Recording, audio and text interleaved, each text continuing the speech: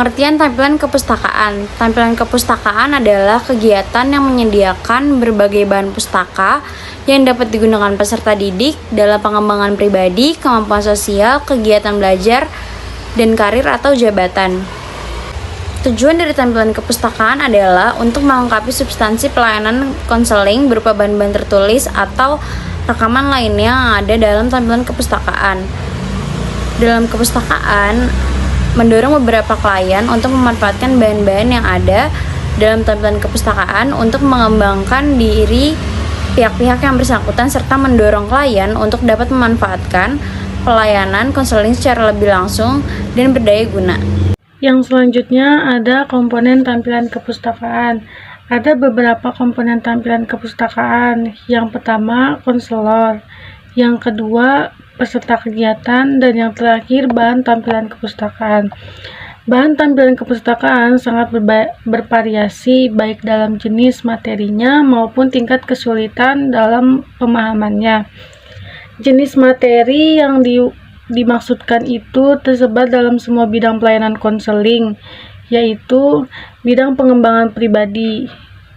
Bidang pengembangan pribadi adalah bacaan yang menyangkut tugas perkembangan pada tiap tahap perkembangan, potensi diri, kemampuan berpikir dan merasa, suasana hati, cara-cara menjaga diri, upaya penampilan diri, dan lain-lain. Yang kedua, bidang pengembangan hubungan sosial, seperti bacaan tentang cara berkomunikasi, kiat-kiat berhubungan dengan orang lain, kepemimpinan, kehidupan berkelompok, nilai-nilai sosial dan moral secara berorganisasi, dan lain-lain. Yang ketiga, yang C, bidang pengembangan kegiatan belajar, seperti bacaan tentang cara-cara belajar yang baik, kiat-kiat mengikuti pelajaran dalam kelas, mempersiapkan dan mengikuti ujian, menyusun makalah, mengerjakan PR, dan sebagainya. Yang D, bidang perencanaan dan pengembangan pilihan karir dan hidup berpekerjaan, misalnya bacaan tentang keterkaitan antara bakat, minat, pekerjaan, dan sebagainya. Yang E, bidang pengembangan hidup berkeluarga, misalnya bacaan tentang persiapan berumah tangga, reproduksi sehat, keluarga sakinah, hubungan suami istri, dan lain-lain. Yang F atau yang terakhir yaitu bidang pengembangan hidup beragama, misalnya bacaan tentang keimanan dan ketakwaan, riwayat para nabi, pahala dan dosa, hubungan antara manusia dengan manusia, dan lain-lain. Assalamualaikum warahmatullahi wabarakatuh. Waalaikumsalam warahmatullahi wabarakatuh. Sebelumnya saya ucapkan terima kasih dan selamat datang untuk teman-teman yang sudah mau meluangkan waktunya pada pertemuan kali ini. Sebelumnya udah ada yang pernah ikutan layanan konseling kelompok belum? Sudah, Bu. Sudah, Bu. Alhamdulillah kalau sudah berarti saya tidak perlu menjelaskan detail dari awal ya, karena kan sebelumnya kalian sudah pernah melakukannya gitu. Nah, sebelum kegiatan ini kita lanjutkan atau kegiatan ini kita mulai, ada baiknya kita berdoa dulu ya. Siapa yang bersedia untuk memimpin doa?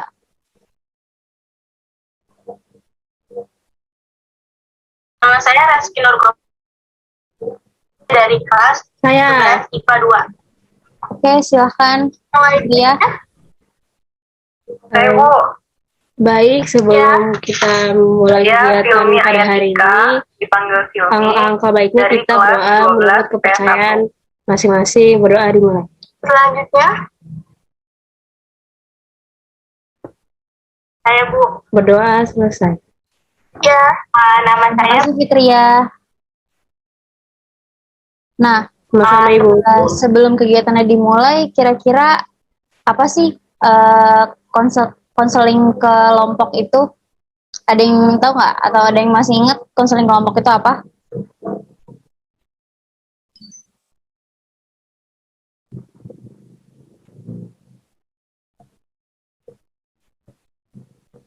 Saya Bu. Ya, silahkan Mbak Kirani.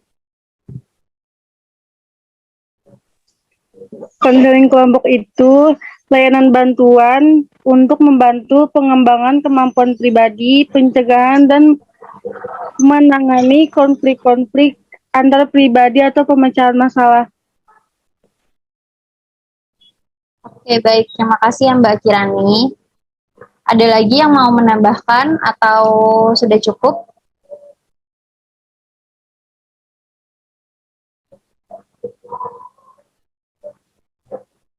Cukup ya, berarti jawaban dari Mbak Kirani.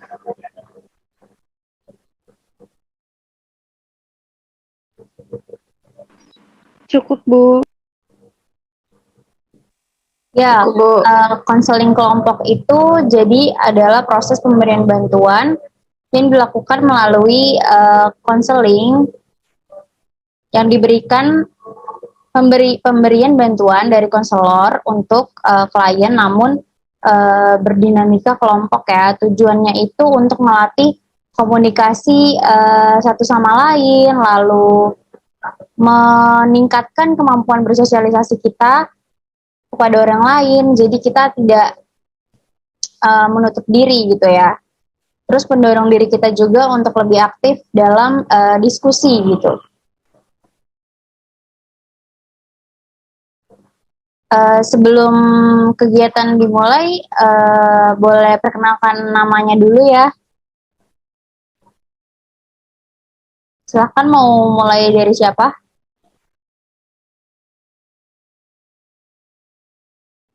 Dari saya, Bu. Ya, silahkan. Perkenalkan, nama saya Arsi Nirmala, biasa dipanggil Sisi. Terima kasih.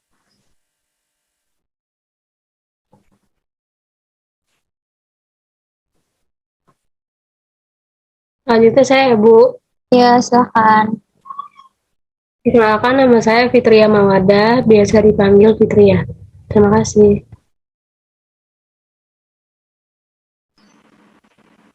Saya Bu. Baik, perkenalkan nama saya Kirania Zahra, biasa dipanggil Rani. Perkenalkan Bu, nama saya Arneta Narulita, biasa dipanggil Neta. Oke. Terima kasih sudah mengenalkan nama kalian. Selanjutnya kita akan refresh kembali ya, bahwasannya kita akan berdiskusi mengetahui permasalahan-permasalahan yang sedang kalian alami. Lalu nanti kita akan membahasnya, membuat kesepakatan menjadi dan memilih satu topik yang akan kita bahas, yang menurut teman-teman ini semua pasti bakal merasakan hal tersebut gitu. Sebelum kita mulai kegiatan, gimana teman-teman, udah pada siap ya? Siap Bu. Siap, Bu. Siap, Bu. Oke.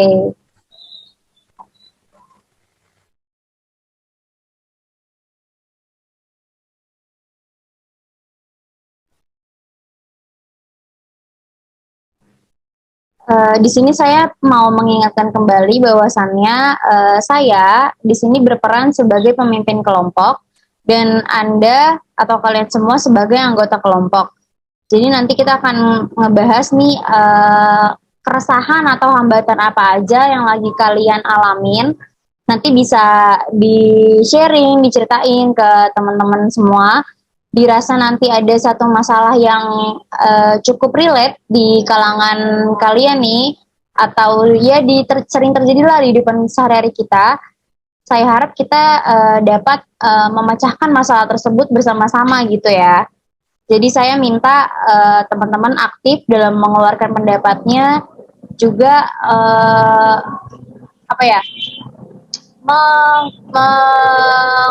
menggunakan asas-asas yang berlaku gitu, kayak misalkan asas normatif, kalian jangan nyinggung teman atau jangan yang berbau-bau sara, terus menggunakan asas kerahasiaan juga. Jadi hal yang bersifat rahasia itu baiknya kan disimpan ya. Jadi kalau misalkan teman kalian masalahnya A, kalian jangan sebar ke orang yang nggak ada di kegiatan hari, di share kayak si A tuh punya masalah ini tahu gitu. Mengerti ya semua ya? Mengerti, Bu.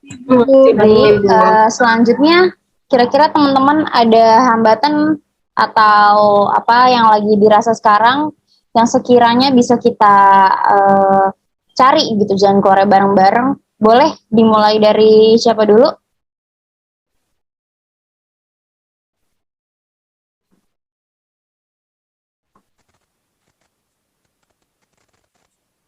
Meta mungkin? Saya boleh nggak, Bu? Oh iya boleh, silakan. Ya, jadi gini, Bu. Saya ada masalah dengan diri saya sendiri. Saya tuh terkadang suka merasa nggak percaya diri dengan penampilan saya. Saya takut ketika mau melakukan apapun di dalam hidup saya. Saya khawatir di dalam saya khawatir terhadap omong-omongan orang di luar sana, menilai diri saya sendiri, menilai diri saya. Baik, Terima kasih, Bu. itu aja sih. Maaf, itu aja Neta. Oke, Iya, Bu. kalau yang lain gimana nih? Kira-kira ada hambatan atau halangan nggak? Hampir sama Bu kayak Neta. Berarti krisis percaya diri itu emang lagi banyak banget lah ya di kalangan-kalangan seumuran kita gitu atau di kehidupan sehari-hari rasa krisis percaya diri itu kadang-kadang muncul gitu aja gitu. Nah, kira-kira kalian tuh tahu nggak sih apa penyebab dari krisis percaya diri tersebut?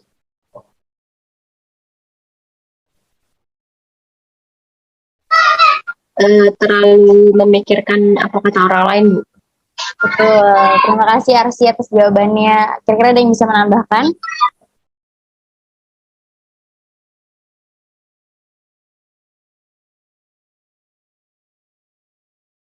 Baik, kalau tidak ada, saya ingin menambahkan apa yang tadi Arsi bilang ya, karena terlalu memikirkan pendapat orang lain.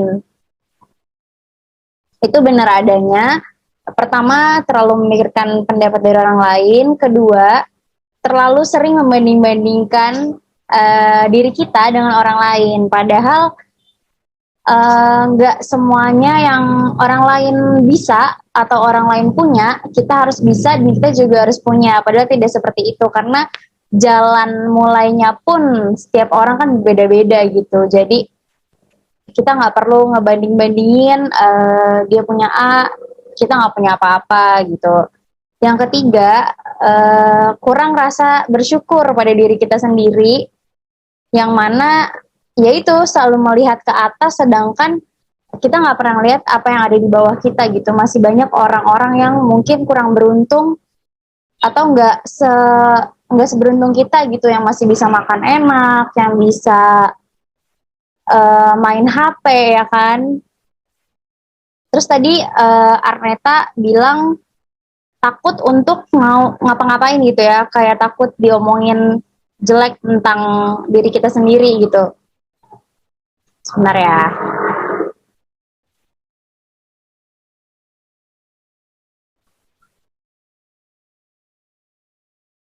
Nah, menurut saya kita nggak perlu takut untuk melakukan suatu hal yang hal yang mau kita lakukan atau hal yang mau kita coba, karena dari mana kita tahu kalau kita bakal berhasil sedangkan kita nggak pernah nyoba hal tersebut gitu. Untuk berhasil kan kita perlu gagal dulu kan. Udah gitu kita cuma punya dua tangan dan kita nggak bisa nutupin satu-satu mulut orang yang ngomongin hal jelek terhadap kita gitu. Jadi ada baiknya dua tangan kita gunakan aja untuk menutup kuping kita gitu. Tapi kita juga harus introspeksi diri. Seandainya banyak orang yang memang berbicara buruk tentang kita, ada baiknya kita introspeksi, bahwasannya apa yang diomongin banyak orang tentang saya itu bener ya gitu. Jadi mungkin kita juga harus mengintrospeksi, memperbaiki diri gitu kan. Nah, kira-kira menurut teman-teman nih, kalian bisa cari di Google, buku, atau jurnal lah. Kira-kira apa aja sih yang bisa kita lakukan untuk meningkatkan rasa percaya diri kita nih yang kita miliki? Coba teman-teman boleh di research dulu. Nanti kalau memang sudah, kita bakal bahas satu persatu ya.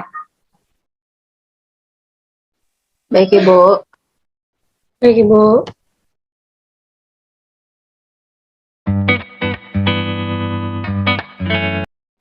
Selamat sore anak-anak. Sore, Bu. Sore, Selamat sore, Ibu. Ibu. Sore Ibu. Bagaimana kabarnya hari ini? Alhamdulillah baik Bu. Baik, Bu. Alhamdulillah ya, kalau baik semuanya. Hari ini kita akan melakukan layanan bimbingan klasikal ya anak-anak. Baik, Ibu. Iya, Bu. Baik Bu. Sebelum memulai bimbingan kali ini, ada yang mau mimpin doa terlebih dahulu nggak? Saya, Bu. Oke, baik Arsy, silakan. Baik, sebelum melakukan bimbingan klasikal pada hari ini, alangkah baiknya kita berdoa terlebih dahulu. Berdoa menurut kepercayaan dan agamanya masing-masing. Berdoa dimulai. Doa selesai. Baik, terima kasih Arsy. Baik, Ibu, sama-sama. Oke, kita mulai ya bimbingan klasikal pada sore hari ini. Sebelumnya di sini udah pada saling kenal belum? Belum Bu. Belum, Bu. Belum, Bu. Udah, ayo kita kenalan dulu ya. Dari siapa nih mau mulai kenalannya?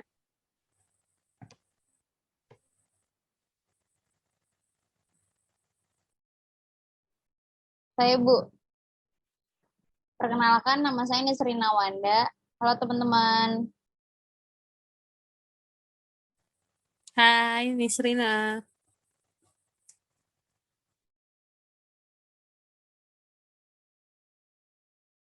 Ayo selanjutnya siapa lagi? Saya, Bu.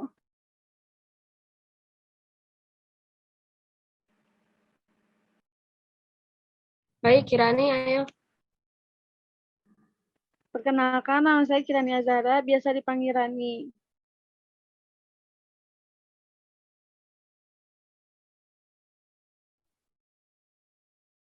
Ayo, siapa lagi? Baik, Bu.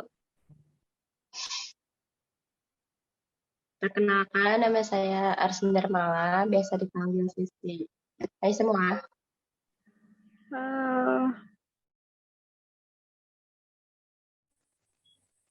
Perkenalkan, nama saya Arneta Narolita, biasa dipanggil Neta. Hai semuanya. Halo.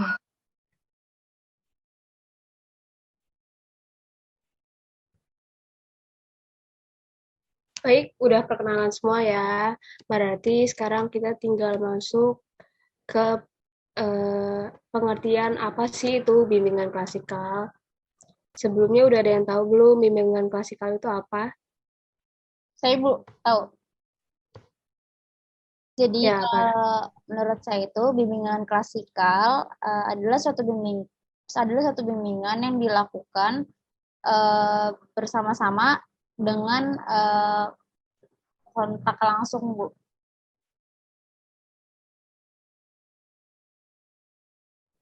Ya, betul nih Serina. Baik, ada yang mau menambahkan nggak? Saya, Bu. Ya, Arsy. Menurut saya, bimbingan klasikal adalah bimbingan yang dilakukan antara konselor dan siswa yang secara bersama-sama yang dilakukan secara terjadwal. Ya, betul. Oke, terima kasih ya Nisrina dan Arsy atas jawabannya. Sekarang saya mau jelaskan kembali nih, bimbingan klasikal itu apa sih? Bimbingan klasikal itu merupakan program bimbingan yang dirancang dengan mengadakan pertemuan tatap muka bersama-sama bersama siswa ya dan konseli Dan pertemuan tersebut diadakan secara terjadwal di dalam kelas dalam materi yang telah ditentukan oleh guru maupun konselor. Tapi di era pandemi ini kan kita masih belum bisa tatap muka secara langsung ya. Jadi kita bisa melakukannya secara online. Seperti sekarang yang sedang kita lakukan ini, tetap bisa dikatakan bimbingan klasikal ya, walaupun kita melakukannya secara online, karena kita tetap tatap muka walaupun secara virtual. Nah, dalam bimbingan klasikal ini, saya akan memberikan layanan informasi yang berisi informasi-informasi yang perlu kalian ketahui dan kembangkan. Sampai di sini paham? Paham, Bu. Paham, Bu.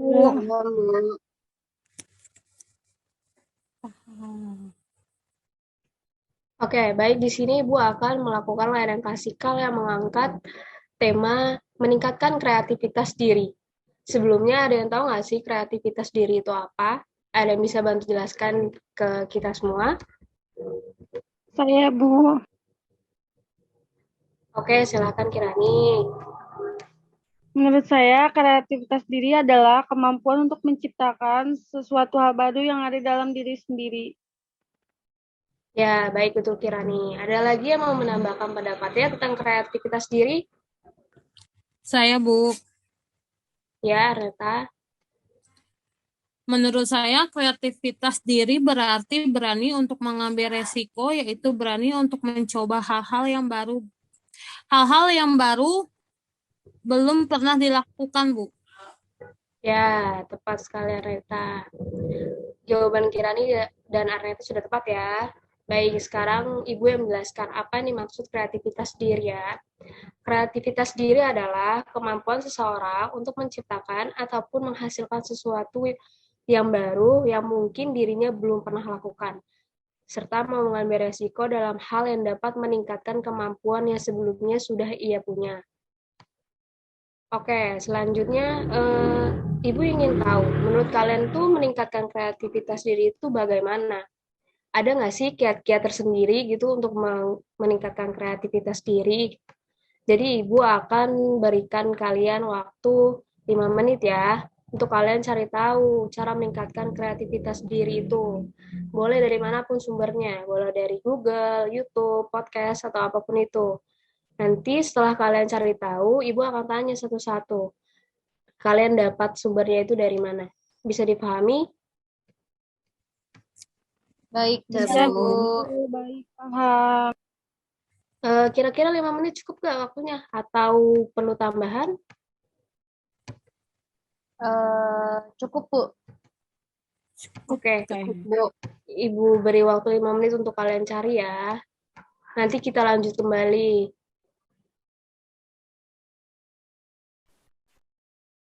Baik, anak-anak, 5 menit sudah berlalu ya.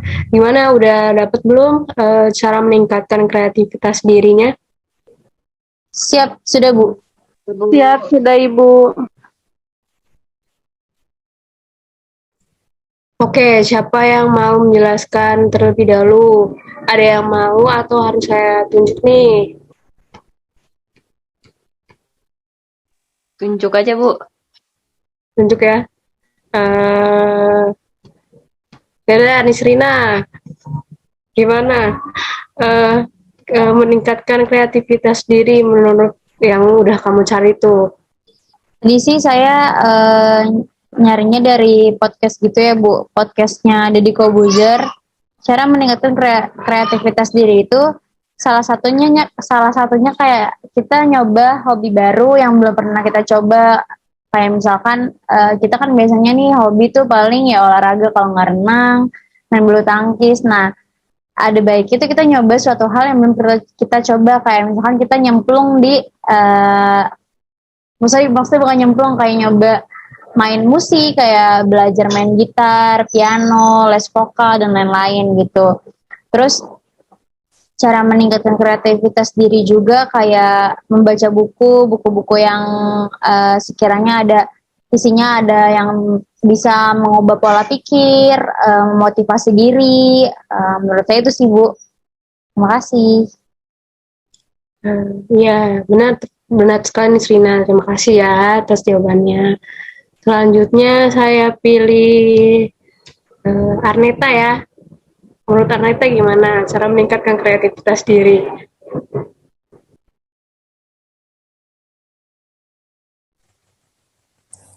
Kalau menurut saya, hmm, melakukan hal-hal yang disukai, kayak membaca, atau enggak juga bisa mencari hobi baru kayak Nisrina.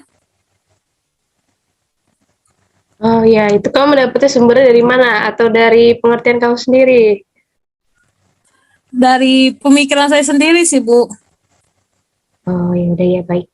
Gak apa-apa, makasih ya Arneta. Sekarang saya mau dengar jawaban dari Arsy. Baik Ibu, ini saya carinya dari Google untuk meningkatkan kreativitas diri itu yang pertama ada mencoba metode kreatif, yaitu dengan contohnya ya membuat mind mapping sekreatif mungkin. Lalu ada mendengarkan suara latar atau mendengarkan suara latar itu seperti contohnya suara hujan, suara ombak laut, dan suara-suara seperti suara burung kicauan gitu. Lalu selanjutnya ada berjalan kaki. Karena dengan berjalan kaki kadang itu banyak ide yang muncul ketika ide kreatif ya, terutama ide kreatif yang muncul ketika kita sedang berjalan. Udah itu aja Bu. Makasih. Ya, baik. Jawabannya bagus ya. Terima kasih Arsy. Sekarang yang terakhir Kirani. Baik Ibu, menurut saya cara meningkatkan kreativitas diri itu kita bisa mengunjungi pameran atau museum, kita bisa mengarang cerita, menggambar, melukis, belajar bahasa asing, bisa juga berdongeng sih Bu, kalau menurut saya. Udah Bu. Ya, baik. Terima kasih Kirani. Jawaban dari semuanya itu udah benar ya. Udah bagus. Ibu menambahkan sedikit. Jadi menurut Ibu itu meningkatkan kreativitas diri itu intinya kita itu menggali lagi apa yang sudah kita punya dalam diri kita. Baik yang sudah ada ataupun yang belum ada sama sekali. Kita mau mencoba hal-hal baru untuk menambahkan kreativitas yang ada dari diri kita gitu. Boleh dari sumber manapun kita mencoba menggali apa sih yang mau kita gali gitu ataupun dari orang lain. Jadi kita tidak terpatok gitu dari apa sih yang dari diri kita udah punya tuh. Misalkan kayak awalnya Nisrina cuman bisa masak telur dadar. Nah, si Nisna itu mau belajar lagi untuk kayak mau coba buat kue gitu kan. Bisa dong nih cari tahu sumbernya dari mana, dari YouTube atau Kirani jago nih buat bikin kue, bisa ditanya kan Kirani gimana sih caranya gitu. Intinya kemauan dari diri sendiri, gimana kita mau berkembang lebih baik untuk meningkatkan kreativitas yang kita punya gitu. Jangan kita hanya stuck di situ-situ aja gitu. Karena kalau kita mau berkembang, kita harus cari tahu lebih informasi yang banyak. Gimana menurut kalian? Sudah cukup tidak penjelasan dari Ibu sore ini? Cukup, sudah sangat cukup dan cukup jelas, Bu. Baik, kalau kayak gitu, berarti kita akhiri aja ya pertemuan kali ini. Iya, Bu. Sebelum kita akhiri ada baiknya kita berdoa dulu ya. Tadi kan kita memulainya dengan doa, berarti kita penutupnya pun juga harus diakhiri dengan doa. Nah, sekarang siapa nih yang mau mimpin doa? Tadi kan udah Arsy tuh pembukaannya, sekarang penutupannya siapa? Oke, Nisrina. Ya. Baik, sebelum kita mengakhiri kegiatan hari ini, ada baiknya kita berdoa terlebih dahulu agar kegiatan yang lebih kita lakukan menjadi manfaat untuk kita. Berdoa menurut kepercayaan agama masing-masing, berdoa dimulai.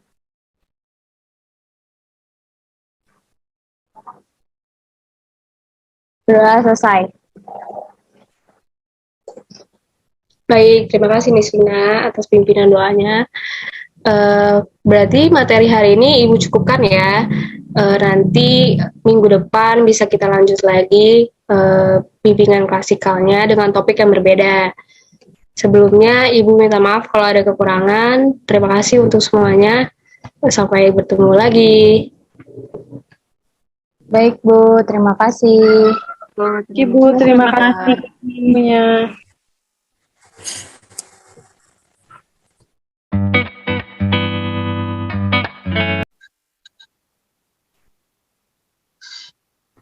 Assalamualaikum Ibu. Maaf mengganggu waktunya. Waalaikumsalam, ya. Ada apa ya? Saya ingin bertanya Bu, masalah materi yang kemarin tentang manajemen waktu. Kira-kira materi mana ya yang belum kamu pahami atau perlu dijelaskan lebih detail? Begini Bu, tentang pembagian waktu. Jadi saya tuh merasa sulit membagi waktu saya gitu.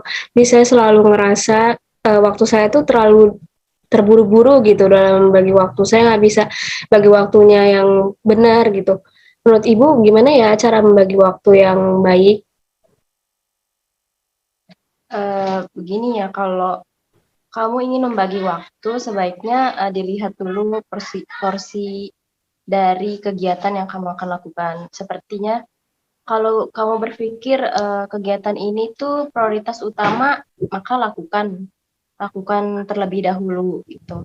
Nah, setelah kamu sudah lihat apa saja kegiatan yang penting, yang pentingnya harus kamu lakukan terlebih dahulu, lalu kamu bisa membuatkan jadwal gitu. Jadi penting, lalu pentingnya itu kadarnya lebih rendah ataupun lebih tinggi, itu kan nanti kamu tahu, gitu kan. Nanti setelah dibuat jadwal, maka manajemen waktu kamu menjadi lebih baik. Itu saja sih. Baik Bu, tapi sebelumnya saya sudah pernah ngelakuin hal seperti itu kan, sudah saya jadwalin gitu. Tapi tetap aja yang terjadwal tuh cuma beberapa hari saja gitu. Sisanya tuh tetap nggak beraturan lagi gitu Bu. Baik, mungkin itu belum terbiasa ya, jadi beberapa hari aja mungkin dilakukannya ya kan. Iya. Biasanya memang seperti itu, tapi setelah kamu seminggu atau beberapa minggu kemudian akan terbiasa kok setelah pembuatan jadwal itu dan kamu melakukan secara rutin gitu ya, berulang-ulang, maka nanti sudah jadi kebiasaan. Itu. Baik, berarti harus dibiasakan ya Bu ya, biar bisa apa namanya selaras gitu waktunya ya. Iya, iya Fitri ya. Ya udah. Baik Ibu, terima kasih ya Bu. Iya, baik, sama-sama.